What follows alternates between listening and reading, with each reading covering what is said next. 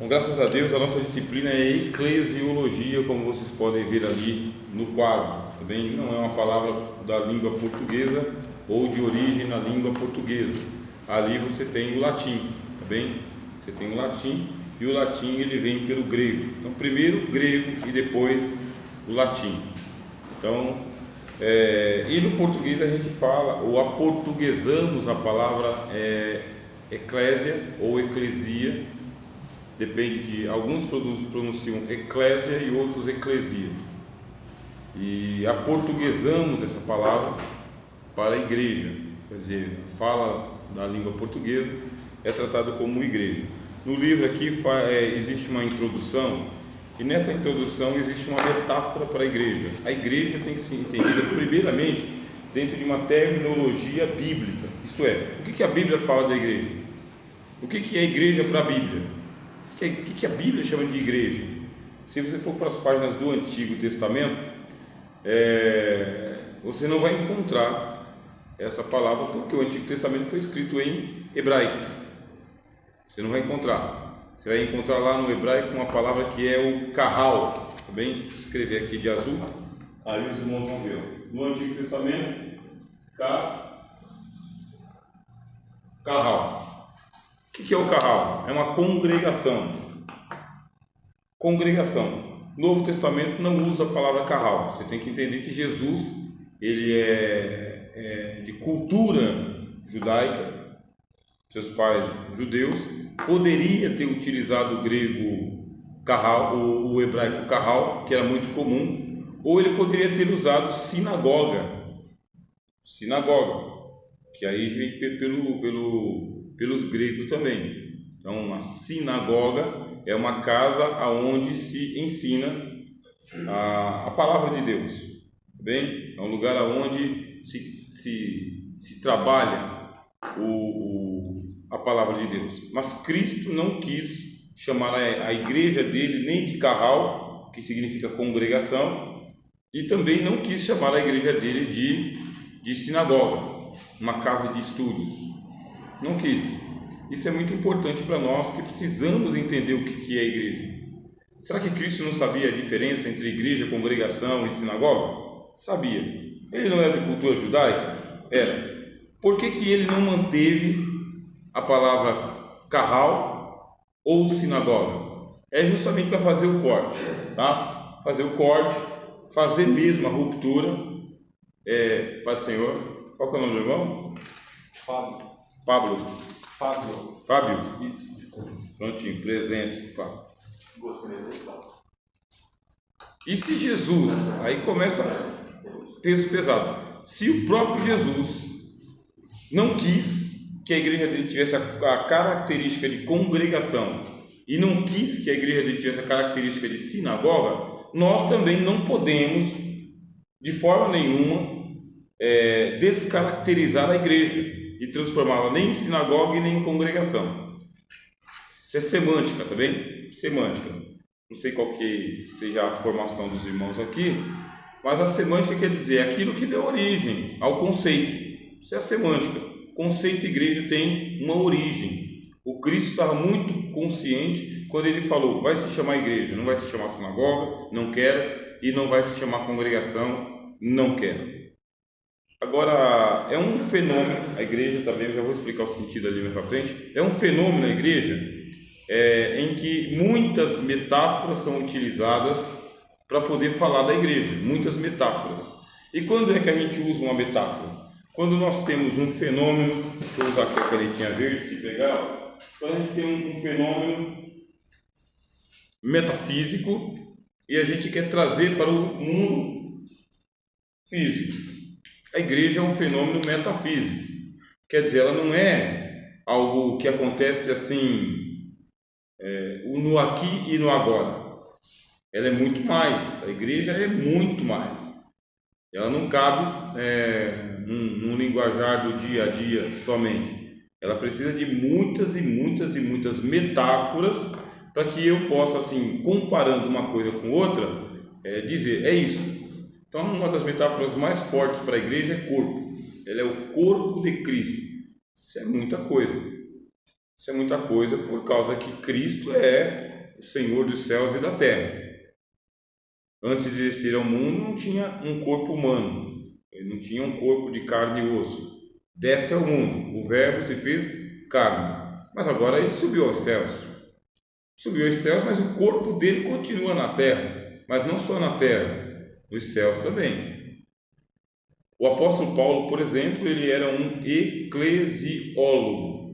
Quem que é um eclesiólogo? É um teólogo da igreja.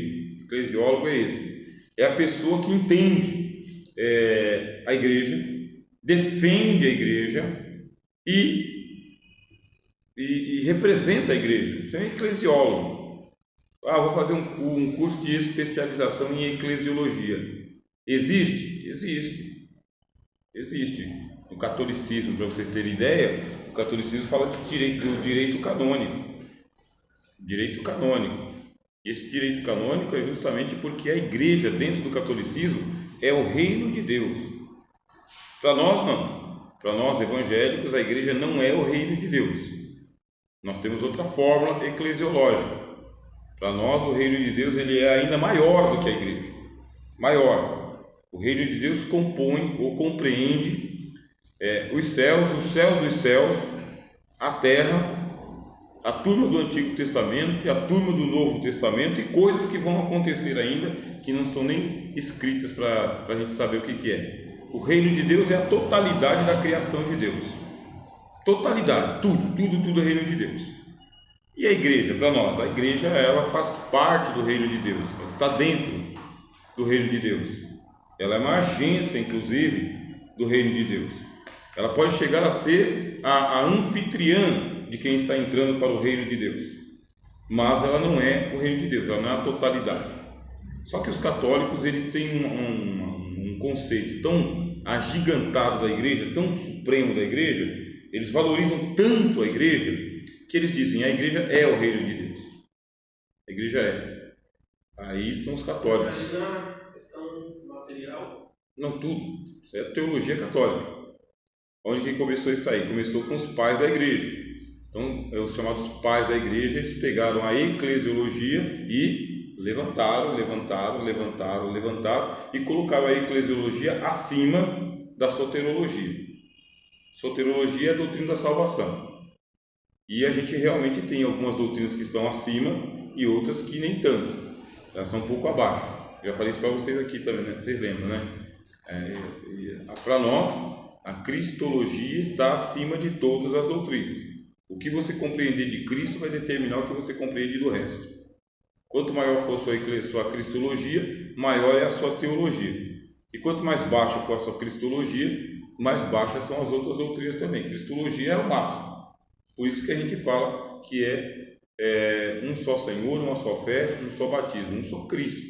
Um só. Ponto. Agora os católicos não. A partir dos pais da igreja, eles começaram a levantar o valor da igreja, a doutrina da igreja, a supremacia da igreja, a importância da igreja. Dentro da igreja católica existe um teólogo chamado de São Ciprião, Ciprião, e ele tem a doutrina da unidade da igreja e é dele, São Cipriano, tá? Cipriano. Então Cipriano ele vai dizer o seguinte: olha, se você não tem a igreja como mãe, Deus não é seu pai.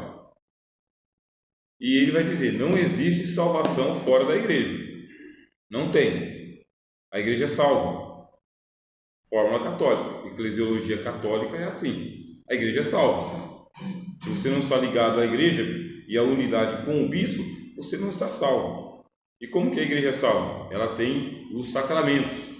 Ela tem o sacramento do batismo, tem o sacramento da crisma, tem o sacramento da ordem, tem o sacramento da confissão, do casamento, da penitência.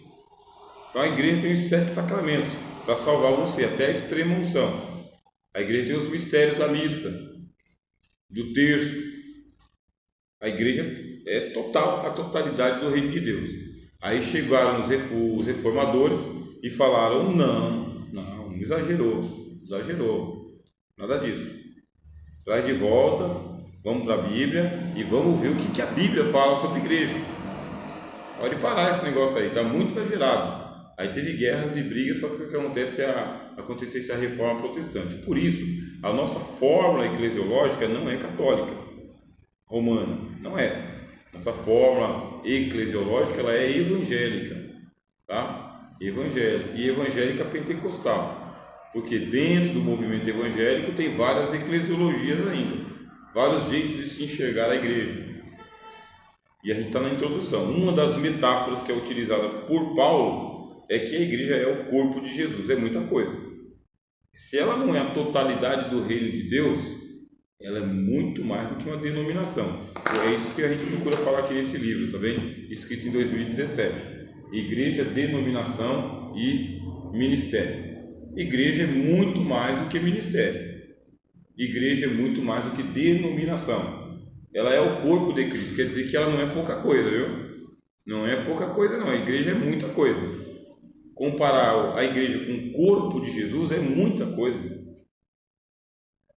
Porque ele não tinha corpo humano ou de carne na terra. Ele não tinha, agora tem. Qual que é o corpo dele? A igreja. Nas palavras de Jesus seria mais... Nas palavras de Jesus, não de Paulo. Jesus disse assim: onde estiver o corpo, ali se ajuntam os abutres. Que metáfora mais esquisita, né? Ele estava falando isso aí da volta dele. Na volta dele, ele falou: aonde estiver o meu povo, é ali que eu vou estar. Aí ele falou que o povo é o quê? É o corpo. E os abutres? É ele. As metáforas de Jesus eram exóticas, né? Bem exóticas. Jesus usava cada metáfora assim, que se você não ler direitinho, você fala, não foi Jesus que falou, mas é o que ele disse: aonde estiver o corpo, ali se ajuntam os abutres. Assim será também a vinda do Filho do Homem. Aonde vocês estiverem, o raio vem de um ponto para o outro para poder buscar vocês. O que significa? Aonde estiver o povo de Deus, ali está o corpo de Cristo. É muita coisa. Aonde estiver o corpo de Cristo, ali Cristo está também. É muita coisa, é uma super metáfora, tá bem? Super. Quem trabalha a metáfora do corpo é Paulo. Paulo insiste nessa história de corpo. E Paulo insiste no casamento entre Jesus e a igreja. Piorou, irmãos. Piorou. Falar isso aí, isso não se fala. Isso não se fala. Falar que a igreja é a esposa de Cristo, vai casar com Jesus, isso não se fala. E por que não se fala? Isso mesmo. Isso não se fala. São duas coisas. Quando fala que Cristo e a igreja vão casar, aí Paulo fala, e deixa de ser dois para ser um só, uma só carne, e ao que se une com o Senhor se torna um só espírito com Ele, aí isso não se fala, porque aí acabou com a nossa teologia. Acabou, fiquei fraco só de saber disso aí. Pode ser, ó. Tá bem? Os irmãos que chegaram, me falam o nome, por gentileza. Márcio Alves. Márcio. Quem mais? Diógenes. Quem mais? Iranildo Bezerra. Iranildo. Cadê você? Amém. Quer dizer, é um exagero falar que Jesus vai casar com a igreja, porque Jesus é o verbo, e a igreja é a totalidade de homens salvos, é a humanidade. Dizer que Jesus e a igreja vão se casar, e Paulo fala que aquele que se une com o Senhor se torna um só espírito com Ele, assim como o homem que se une com a sua esposa é uma só carne. Isso exagerou, eu não entendo. Vocês entenderam? Eu não entendo. É uma metáfora que foge da minha compreensão. Por isso, é o metafísico. Está vendo o metafísico? Não é dessa natureza, não é desse mundo, não é para ser compreendido facilmente, sendo representado por uma metáfora de um casamento, de um corpo. Quer dizer que na metáfora existe uma redução do fenômeno com a comparação. É uma redução, é um reducionismo. Quando Jesus fala, eu sou a porta, reduziu muito. A porta representa o que? Acesso. É só isso? Reduziu. Eu sei que é uma porta, mas eu não sei quem é Jesus. Porque quando você vai para o Apocalipse a cidade tem 12 portas. E aí, se ele é a porta, qual das 12? Responde para mim, irmã, qual das 12? Jerusalém Celestial tem 12 portas, 3 de cada lado. Em cada porta é uma pérola.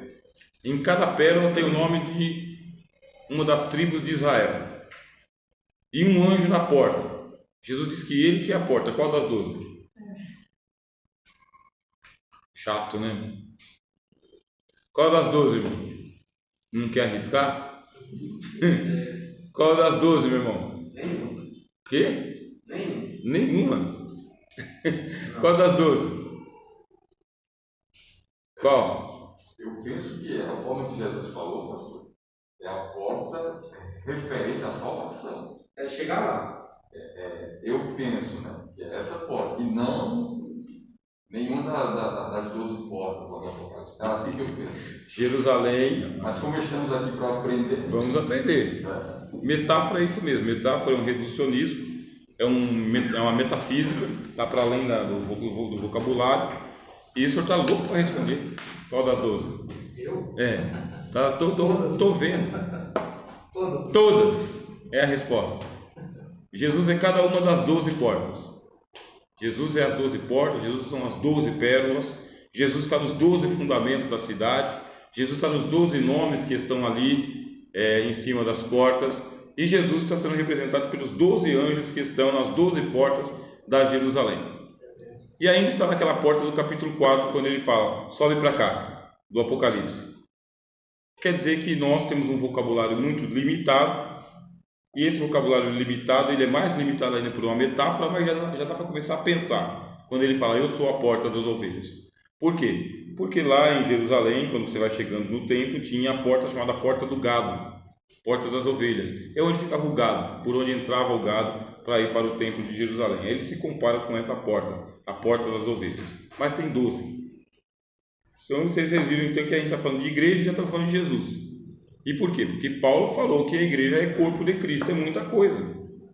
Fala que a igreja é corpo de Cristo. Portanto, se a igreja é corpo de Cristo, o que a gente come na Santa Ceia? Come igreja?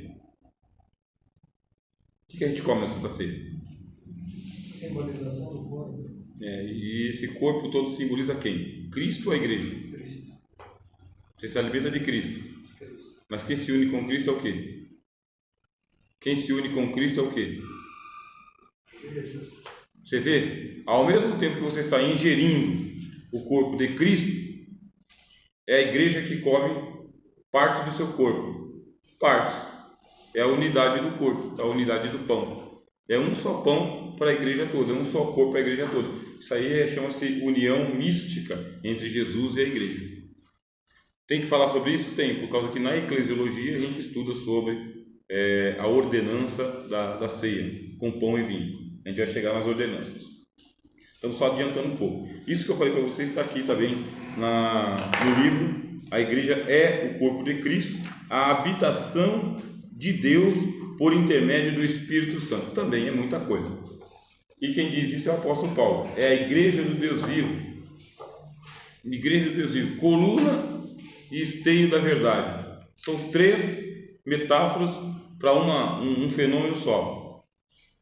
Ou falou para Timóteo: se eu tardar, para que saibas como convém andar na casa de Deus. Igreja é a casa de Deus.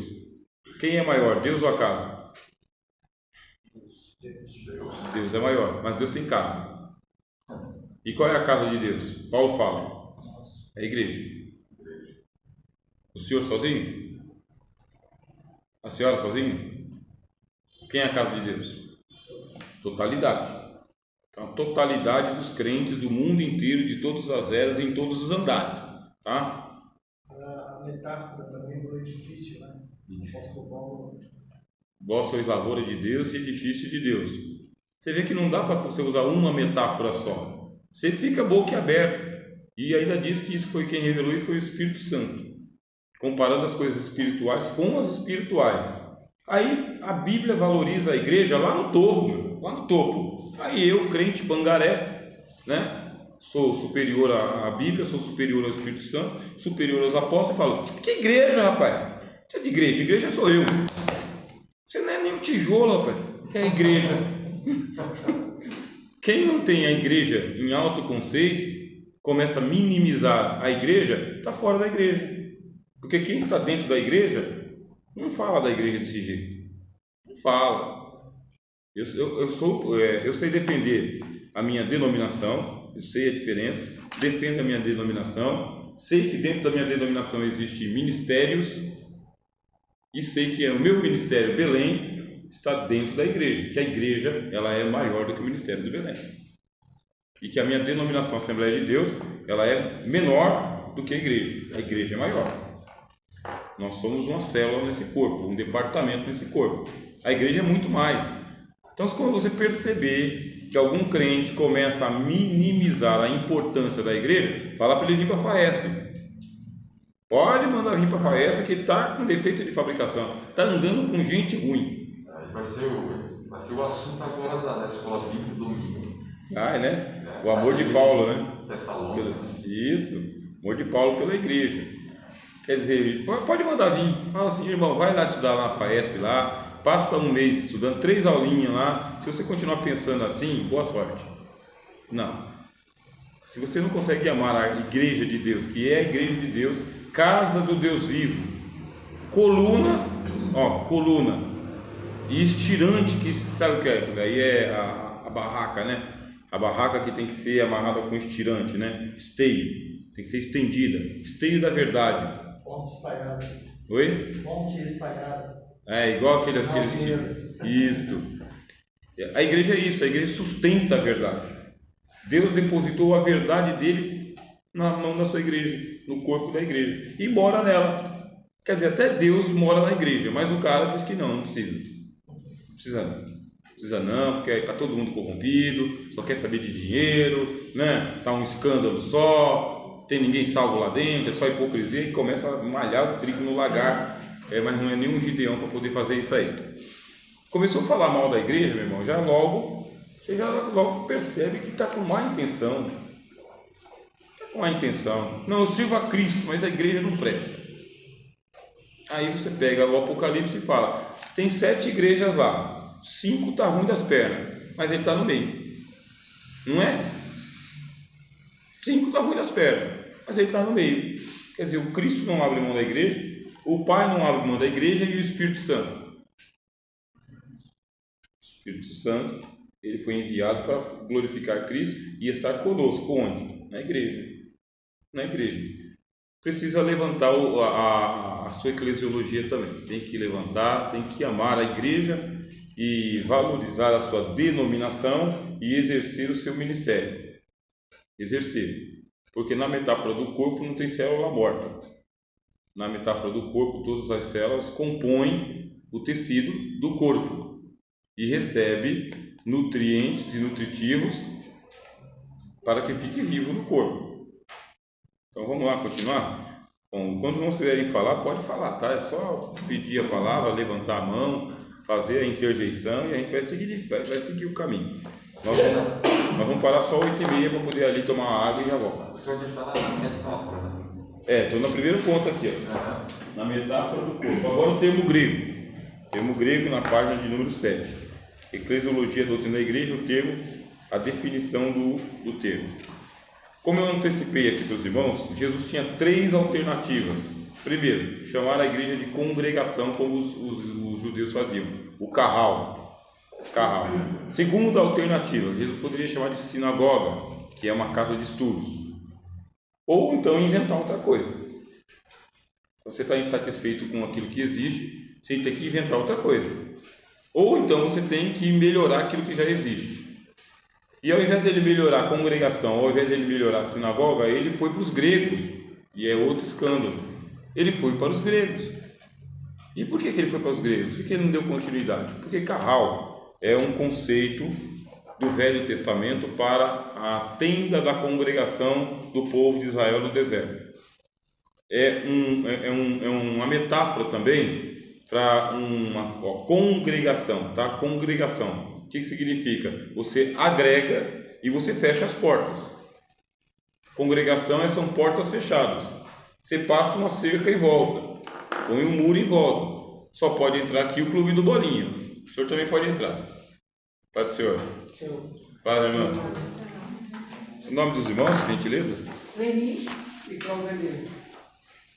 Leni e Claudemir. Claudemir. O senhor está matriculado já? Já. Tá aqui. É eu que preciso de outro óculos. Sejam bem-vindos, irmãos. Tá bem? Nós vamos até 8h30. Os irmãos me dão um alerta aí, tá bem? Que hora que é? Eu estou sem relógio. 8 horas. 8 horas? Obrigado. Congregação significa, fechado. Ninguém entra na congregação. Ninguém entra. Para se entrar para o judaísmo é uma dificuldade muito grande. Porque se você entrar para o judaísmo, os rabinos explicam, ou você nasce de uma mãe judia, tua mãe tem que ser judia e você já nasce judeu, tá dentro da congregação. Ou você se converte. Quando você se converter, tem que passar pelo ritual da circuncisão. Mas não é só. Você entra para o ritual da circuncisão e você vai aprender os preceitos da lei de Moisés. Mesmo assim, como você não tem sangue judeu, você é um ser humano de segunda categoria. Você é uma pessoa de segunda categoria. Você não vai ter os privilégios de um judeu. Você quer muito, né?